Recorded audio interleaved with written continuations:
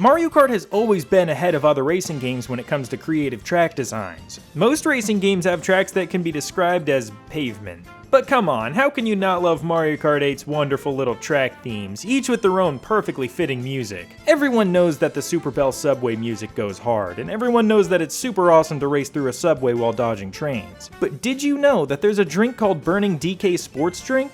Or that there's a vending machine that sells milk from Moo Moo Meadows? I bet you didn't notice that this building is the Coconut Cafe, which was also in the original Coconut Mall on Mario Kart Wii.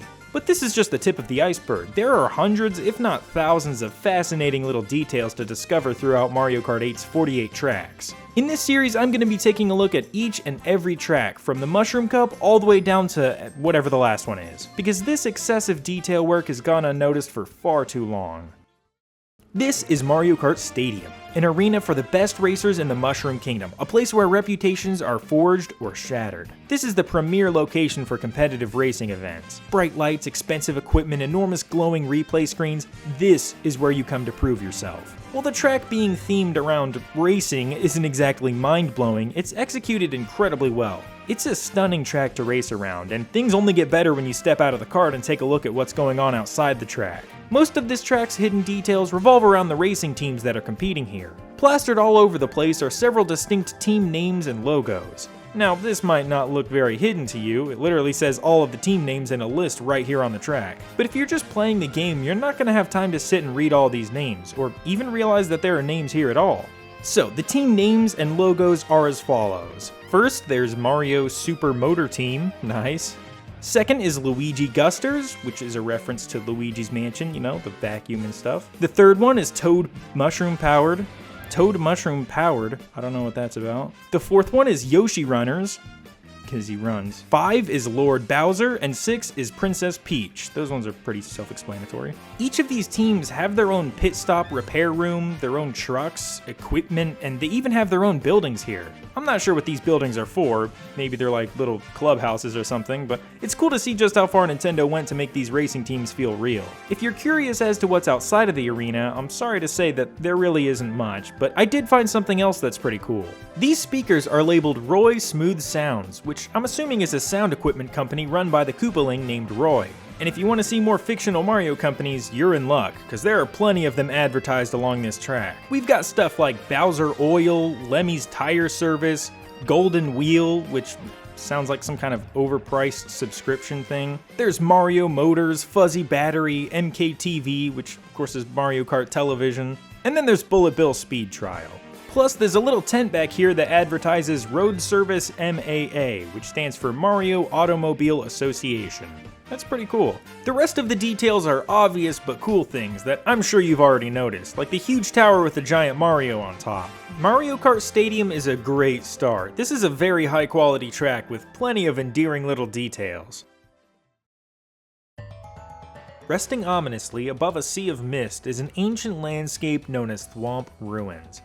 But instead of being preserved for future generations, it was turned into a racetrack. Oh well, the Mushroom Kingdom's cultural and historical loss is our gain, because this makes for quite a cool racing environment. Zipping through dimly lit passageways while avoiding an onslaught of cart-crushing boulders before breaking out into a sun-baked stone plaza, surrounded by the imposing effigies of an all-too-familiar foe. But the question is, how did the Thwomps build this place? They seem a bit too horizontally challenged to do anything more than sit there and crush whatever ends up underneath them. Or perhaps this is where the Thwomps were created by some civilization of other creatures. Well, the truth is, while this track is plenty interesting to speculate about, there aren't really many hidden details to look at. I really scoured this place and didn't find much worth commenting on. But it's hard not to be tantalized by the strange man-made tunnels and the distant foggy peaks that forever remain just out of reach.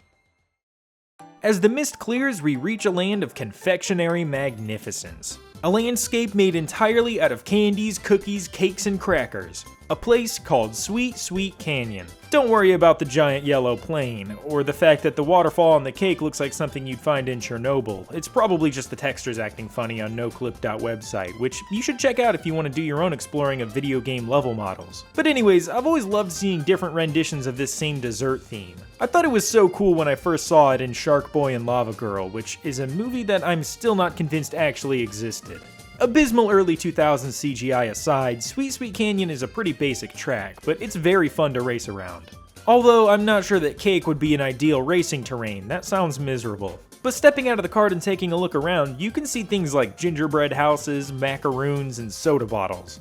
Actually, these soda bottles are pretty interesting. They have a brand name on them. It says Princess Orange, which seems to be yet another fictional company. And that's not the only fictional company in Sweet Sweet Canyon. If you look at these cards, they have the name of a baking company called Royal Patisserie Peach and Daisy. While Sweet Sweet Canyon does have more detail than Thwomp Ruins, it still doesn't take the cake. The nuclear runoff waterfall cake, that is. Mario Kart Stadium just has more to explore, and a more grounded theme that I personally find more interesting. Nonetheless, this land of desserts is just as fun as it is unhealthy.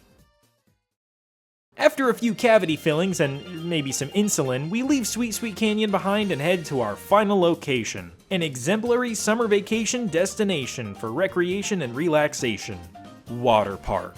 Yeah, maybe they kinda phoned it in when it came to the naming part, but they went all out everywhere else. This place has roller coasters and submarine rides, and it even has an underwater cup ride.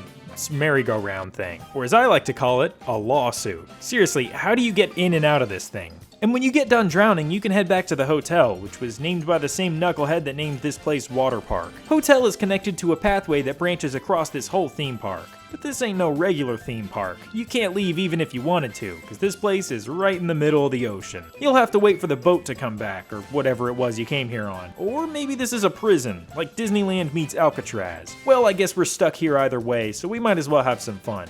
Stepping into this building, we get to look at all kinds of fun little signs. There's height requirement signs, and no pet signs, and wet floor signs. But my favorite is this awesome submarine, which according to this sign is the 2014 model. The sign also says that the first model was made in 1987. I love that there are canonical details about this submarine. There's also a sign with details about the Mecha Cheap, which are pretty hilarious. That's where the artificial intelligence is. It even has a serial number, which I think says 00262814. And it says that it has a fuel efficiency of that many miles per gallon. I think it says 888. I don't know, it looks like it says 8P9. Leaving this first little building, you can see that everything in this track is very high quality. It's all so fun to look at. There's even a hidden Waluigi ride over here called the Waluigi Seabed, which appears to come out of a tunnel for just a brief moment before plunging you back into eternal darkness. Pretty standard Waluigi stuff. This sign also references a ride called Wario Wheel, which usually sits right here, but since it's a different asset, it isn't loaded right now.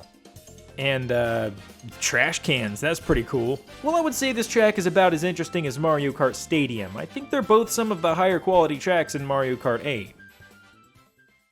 Well, it looks like we managed to escape the sinister water park prison. Let me know which one of these tracks is your favorite, I'd love to hear it. I hope this video was worth your time. I'll see you later. Thanks.